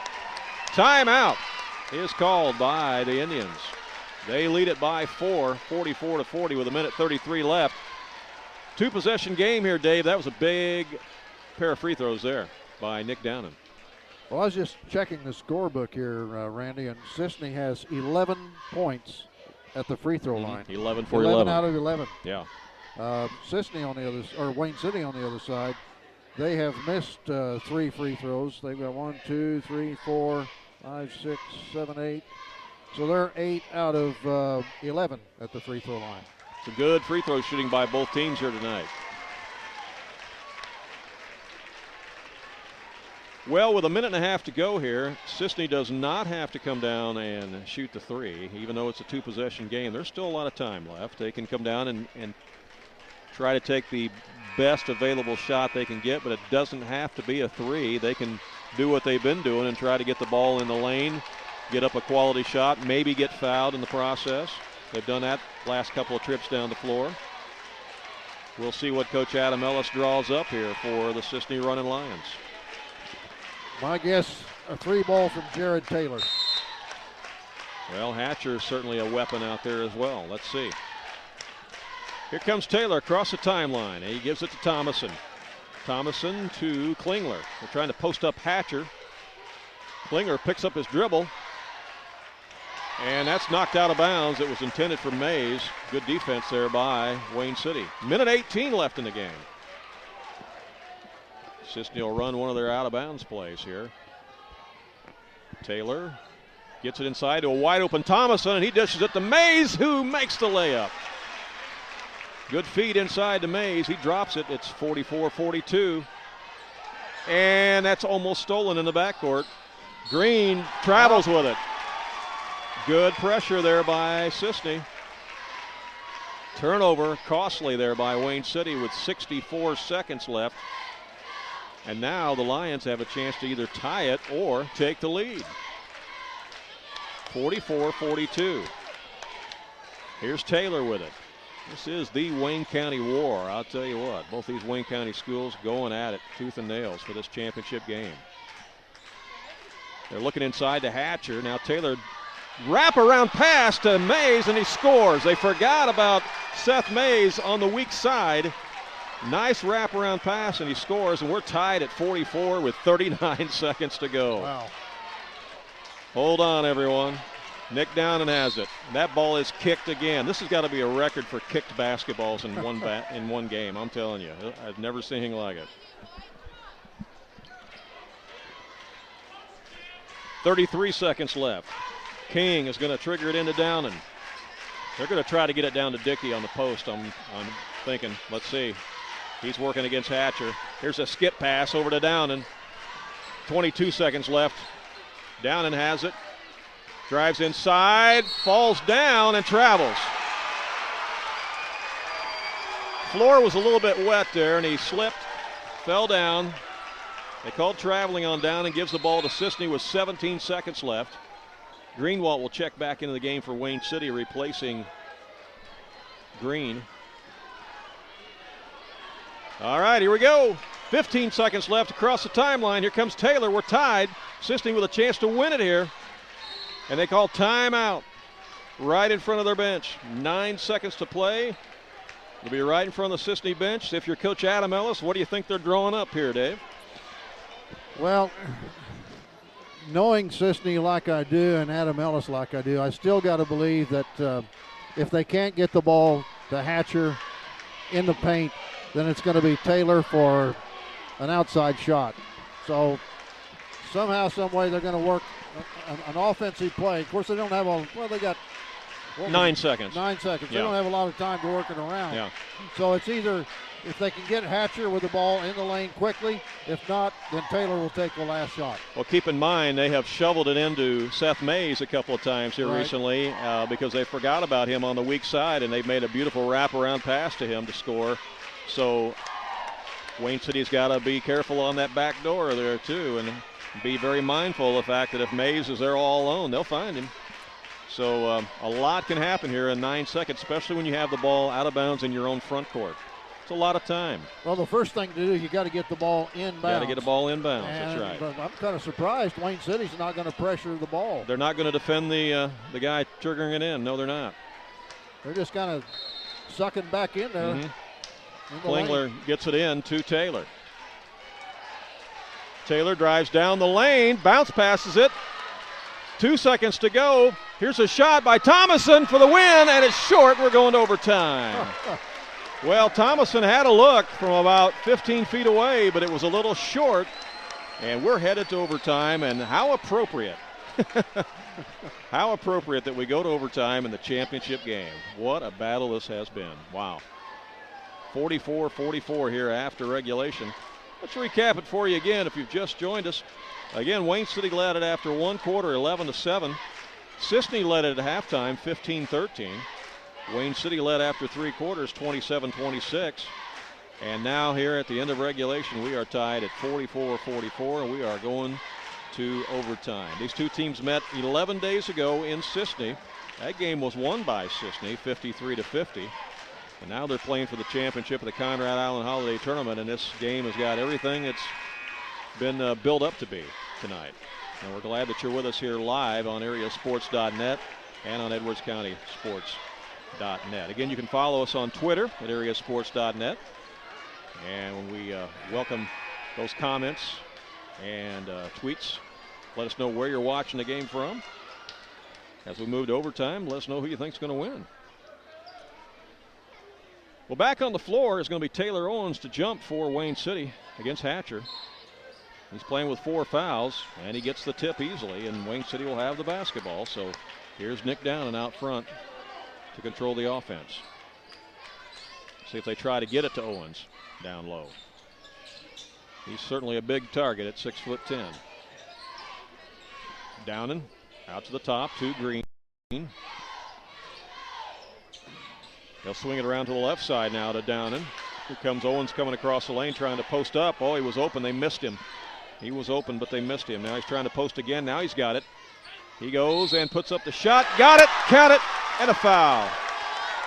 Good ball control that time by Taylor Owens. That's a big bucket by the big man. So he got it to fall, and the foul is called. Did that go against Mays? I was looking down in the scorebook, so I missed it, Randy. I think it was Mays. Owens on the free throw is good. 47-44, three-point game. Checking back in for Wayne City is going to be Clayton Tubbs replacing Taylor Owens. He did his job. He put his Indians in front. Tubbs and Owens been working their magic on that high-low for Wayne City. So they got Tubbs back in there. Or I should say Tubbs and Dickey. Inside the paint, Klingler dishes it back out to Thomason, who has it blocked out of bounds as Wayne City defends that, but foul's going to be called. They had too much of the arm on that one. That's going to send Derek Thomason to the line to shoot 2. I think that was on Dickey. For the Lions. 47-44. Wayne City leads it by 3. We're in overtime. 3:14 to go here in OT. Thomason at the line. Free throw's good. 47-45. Checking back in is the big man, Taylor Owens. And he'll replace Clayton Tubbs.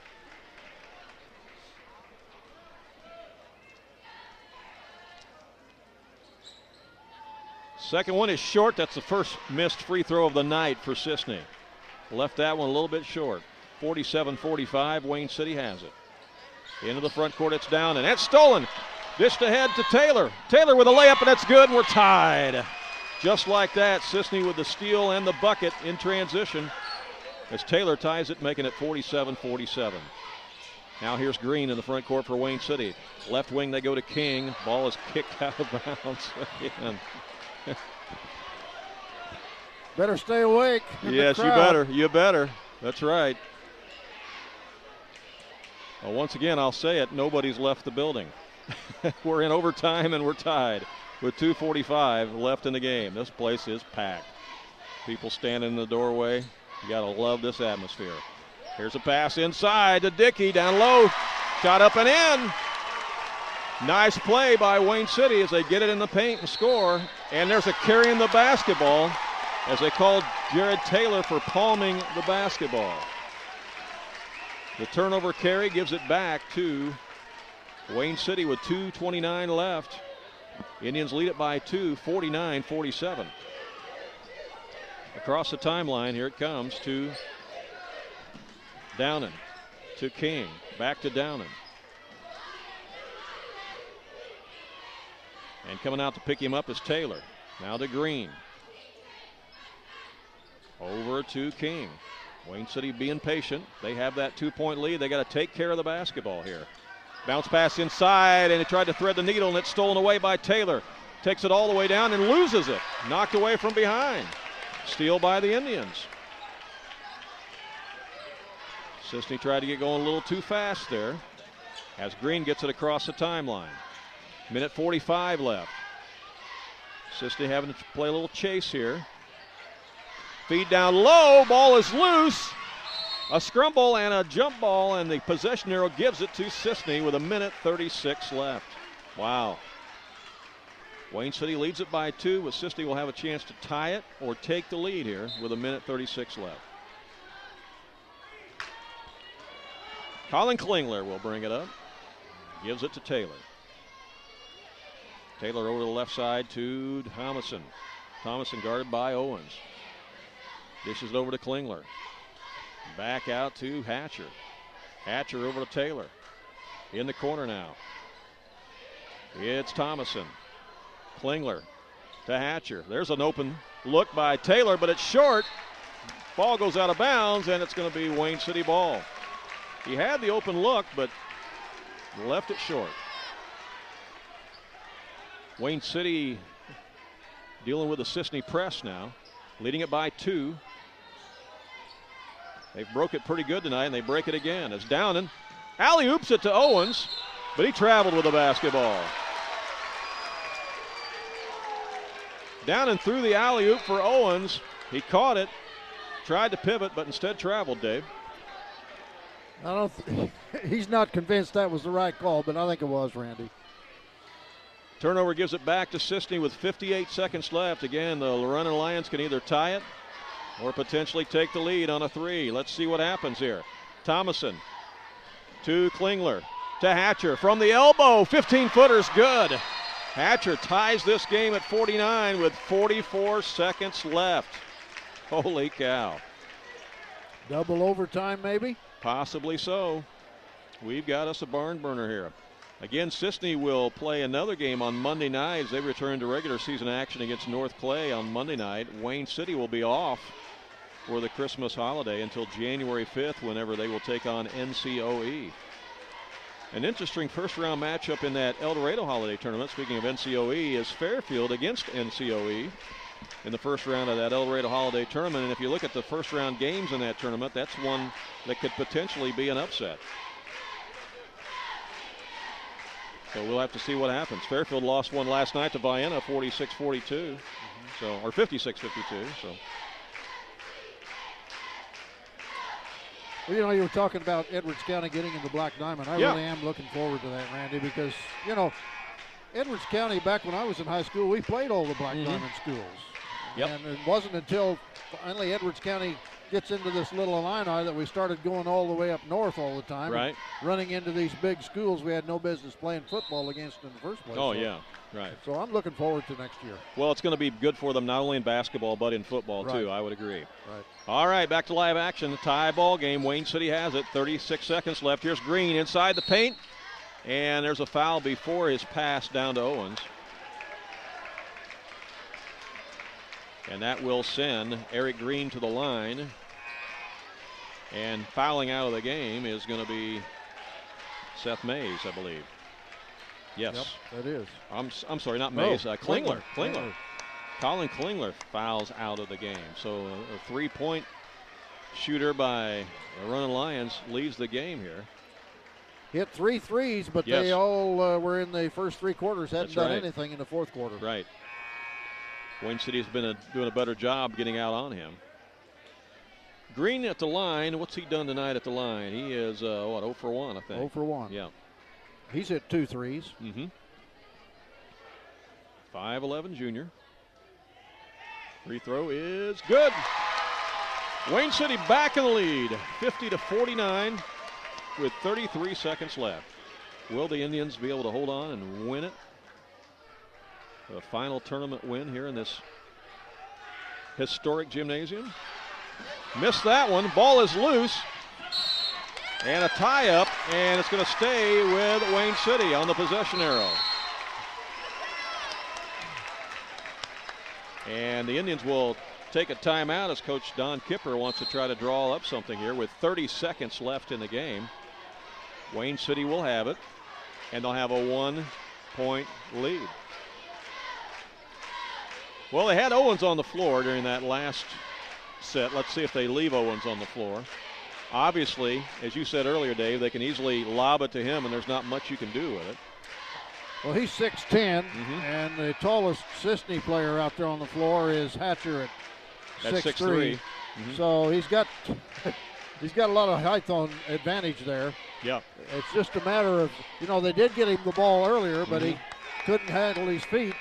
Did the shuffle, so. But coming out of the timeout, he's not in the lineup. They've got Tubbs and Owens in there as the big man, and the trigger man's going to be Tubbs.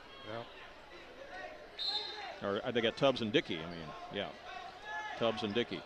As the trigger man is Tubbs, and he gets it in to King. Here's a pass out to Greenwald. Greenwald gives it to Downen.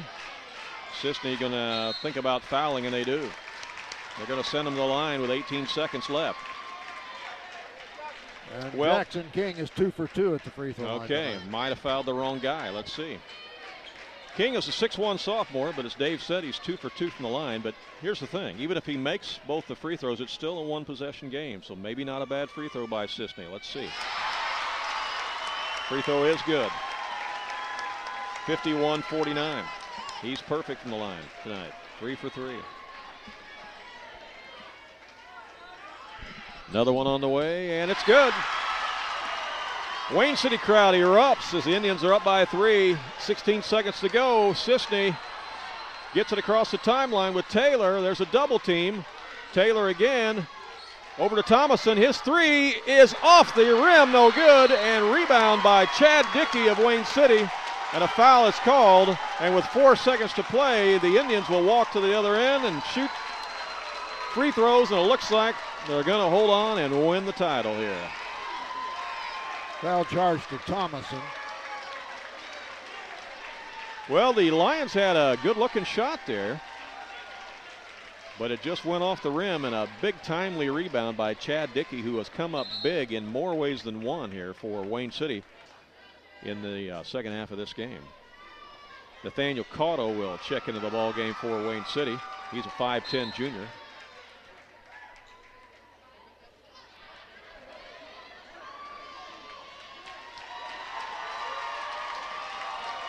Dickey at the line, the 6'4 junior. Too strong off the back iron. Now, if he can make this, it would make it a 2-possession game. And would pretty well win it for sure.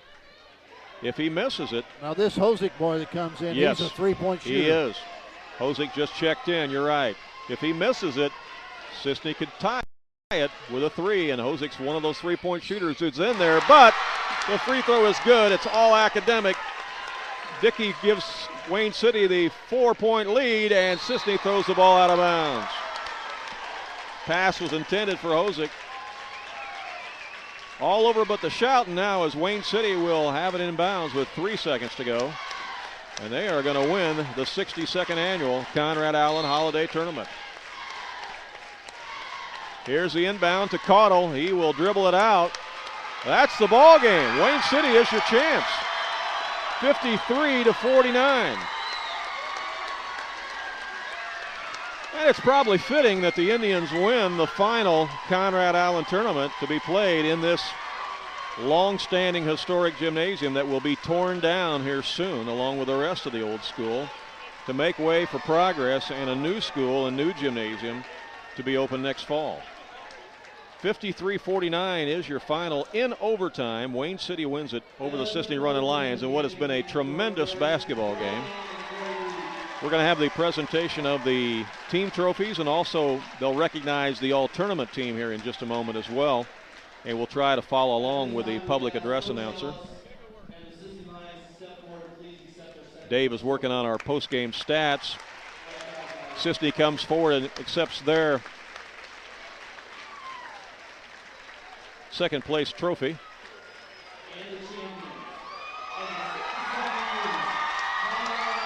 And now the Wayne City Indians hoist the championship trophy of the 62nd annual Conrad Allen Holiday Tournament. What a game for Wayne City. Wow, 53-49 in overtime. Okay, at this time, now we're going to have the all-tournament team announced. 12 players were chosen on the all-tournament team. If you are here, when you come out, please remain at the half line to accept your trophy. First from Weber, Dylan Stratton. Dylan Stratton from Weber Township Trojans on the all-tournament team.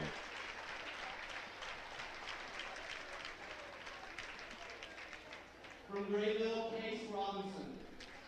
Case Robinson from Grayville. You saw him play, didn't you, Dave? Oh, yeah. Good player. From Edwards County, Nathaniel Schmiller. There you go. Was one of your Edward County's players Daniel right there. Schmittler, yeah, the leading scorer Yep. for Edwards County this season. He's still here, so he's going to accept his all-tournament trophy. Yep. Good for him. Yep. From the Patoka, Jared King. That's no surprise. Yeah, he's been an outstanding player for Patoka, not only in this tournament, but all season. Blaine Hudson. Can you catch that name? Who was that? Blaine Hudson, I believe, or Hudson. From Red Hill, Dalton Bird. Dalton Bird. Yep, from Red Hill. He's still here.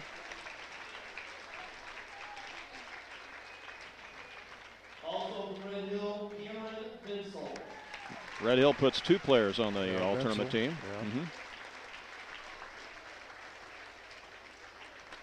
From Cisne, Jared Taylor. Jared Taylor from Cisne makes the all-tournament team. Also from Cisne, Jaden Hatcher. Jaden Hatcher also on the all-tournament team.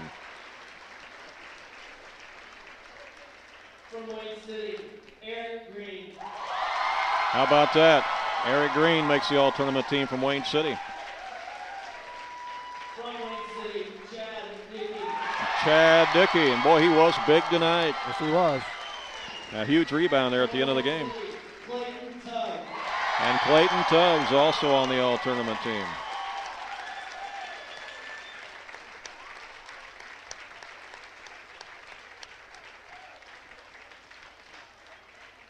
Ladies and gentlemen, we'd like to thank you for a great week of basketball. We've had a tremendous week. So many good teams, so much talent this week. Thank you. And So Wayne City puts 3 team members on the all-tournament team, and Cisne puts 2. And Dave, you got some post-game stats there Yes, for I us? have. Okay. First of all, for the losing Cisne Running Lions, their top scorer tonight was Jared Taylor with 13 points. And he got those 13, Randy, in the fourth quarter and the overtime. He scored only 2 points in the first 3 quarters, and that's uncharacteristic. So Wayne City did a great job of defending Jared Yes. Taylor, one of the big They scoring did. threats for Cisne. I thought they did a good job on Hatcher, too. Oh, yeah. Jared Taylor with 13. Then it was Jaden Hatcher with 11 points. 10 points from Seth Mays. That was one of his better ball games for the season. 11 points also from Colin Klingler.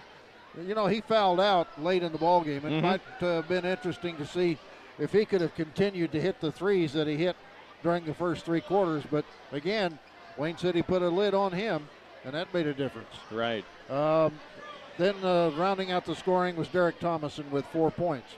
Over on the Wayne City side, their leading scorer was Clayton Tubbs with 14 points, and 12 of those 14 points, Randy, came in the second half. He only had 2 at halftime. 13 points from Chad Dickey, and again, 11 of those points came in the second half. He only had 2 at halftime. Then it drops off to Eric Green with 9 points, 6 points for Jackson King, 4 points from Nick Downen, 5 points from Taylor Owen. Don't want to forget that. And then rounding out the scoring is Jordan Greenwald with 2 points. Good ball game. Oh, great ball game. In addition to those points that Tubbs and Dickey got, I think you got to look at the rebounding that they did and the defense that they played too. And I mean, they just they were outstanding tonight. They really worked hard at it. And yeah, Wayne City earned this win tonight, 53-49. But hats off to the Cisne Running Lions too for a tremendous tournament. And you know, they're going to keep making some noise this year. You're going to hear a lot more from them. And these 2 teams have played each other twice now, and they've split. They're going to play each other again in the regular season, and they may very well meet in the Midland Trail Conference tournament later on too. Could very well. So again, these 2 teams very evenly matched, and what an exciting championship game it was tonight. Dave, it's been a pleasure doing the broadcast or webcast with you tonight. It's fun doing a basketball game with you. Like I said, we've never done one together before, and we've sat next to each other so many times, and we thank all of the viewers and listeners, both on AreaSports.net and on EdwardsCountySports.net tonight, and both for the third place game and the championship game. And we want to encourage people to keep following the Edwards County Lions all throughout the season. And again, if you want to check out some of the pairings for some of the other upcoming holiday tournaments, you'll find the pairings for many of the area holiday tournaments posted on both of those websites, AreaSports.net and on EdwardsCountySports.net. And basketball season is in full swing, but we want to take this opportunity right now to certainly wish everyone out there a very, very Merry Christmas, and certainly remember the true reason for the season and why we celebrate. It's not about Santa Claus. It's not about Frosty the Snowman. And it's not Happy Holidays either. It's not either. It's Merry Christmas as we celebrate the birth of our Lord and Savior Jesus Christ. Amen. And so I hope that you're able to do that with friends and family in the coming week and have a safe Christmas celebration out there. And we look forward to talking to you from some more gymnasiums throughout the season. So for Troy Rigg, that was running the camera for us tonight, did such a great job. Send you the video back your way at home or on your mobile device. And for Dave Rigg, this is Randy Olson saying thanks for watching and listening. And again, the final score from the Conrad Allen Holiday Tournament, Wayne City wins it over Cisne in overtime, 53-49. And so long from Wayne City High School.